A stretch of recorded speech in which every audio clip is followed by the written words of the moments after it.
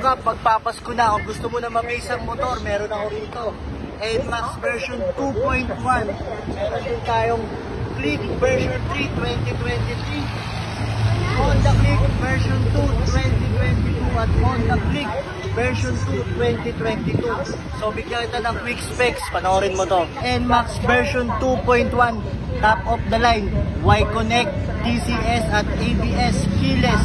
So meron tayong gold bolts, may original na plaka, merong JRP seat, merong carbon at naka-shock. Tapos meron tayong bagong makapal na gulong. Ang issue lang nito, unregistered ng 1 year.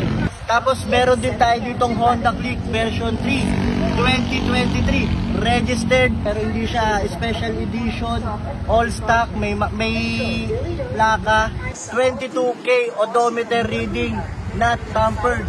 Tapos dito naman tayo sa Honda Click version 2, last model ng version 2, ivory white, makinis, all stock, naka-shock, may plaka, registered, may MDL, 18K odometer reading, not tampered.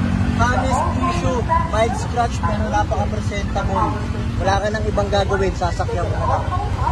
At last, Honda Click version 2 2022, registered, all stock engine, 24,000 odometer reading, with original plaka, all stock, makinis, makapalang gulong, nothing to fix, wala ka nang gagawin, sasakyan mo na lang, ikaw na lang ang kulang.